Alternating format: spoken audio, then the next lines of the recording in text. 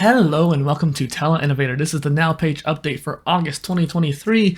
I am Dustin Miller, PolyInnovator. These are my monthly vlogs and blogs that I talk about what's happening professionally, personally in my life.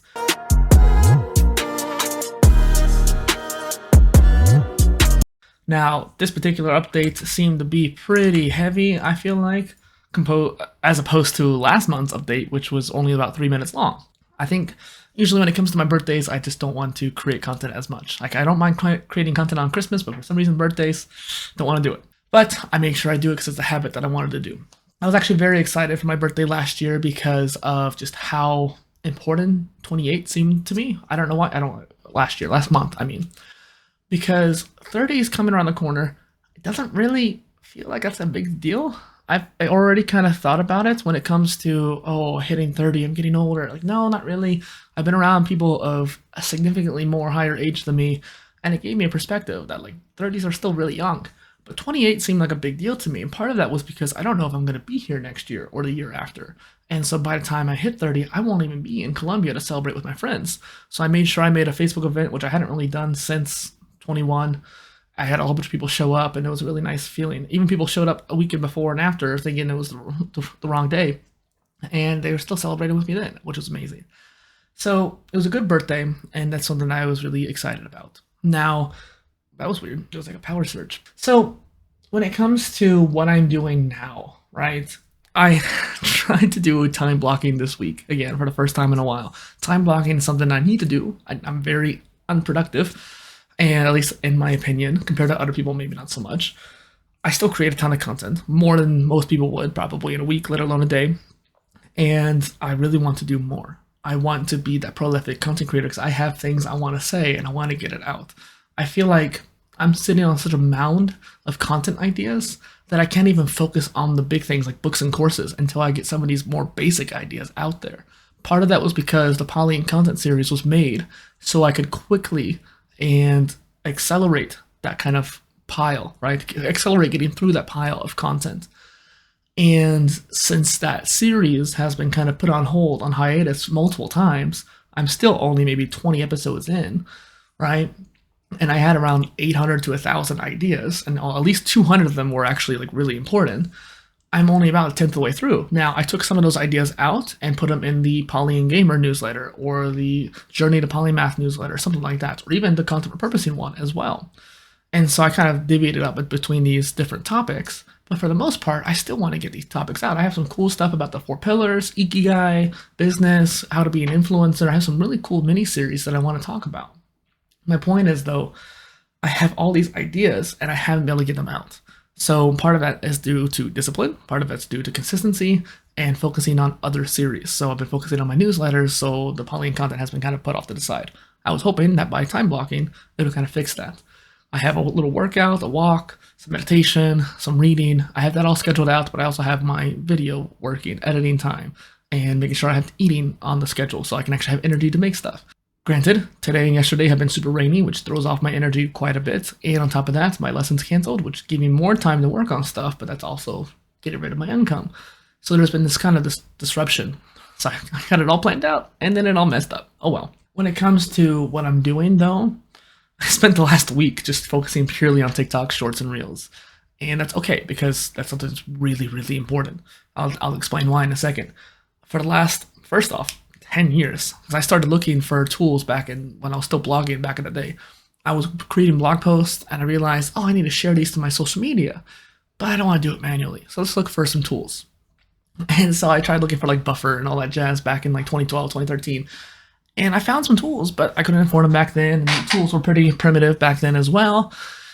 And then I remember back in 2017, 2018, basically every year since I created PolyInnovator, which was 2017, I've been looking for social media management tools. Now my needs have changed. Back then it was like, does it support Instagram posting or something like that?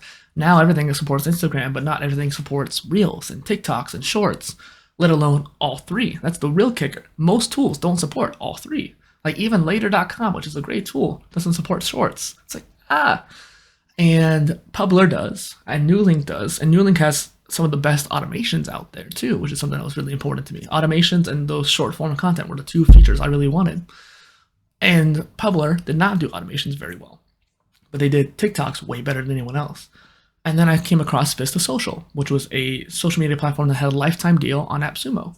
Luckily, AppSumo helped me out, but Vista Social screwed me over big time. They like took away a feature from me that was pivotal to what I was doing, and it's one of the most basic features, like labels or whatever, for content series. It was stupid, and their whole response was stupid. So I was like, okay, I'm getting a refund on that, and I instead went towards Publer. And then I started scheduling things with Publer.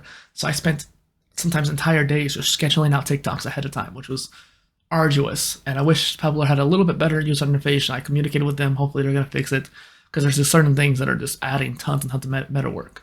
I digress. But adding those shorts and scheduling them all out, I'm excited because I'm going to finally be able to grow.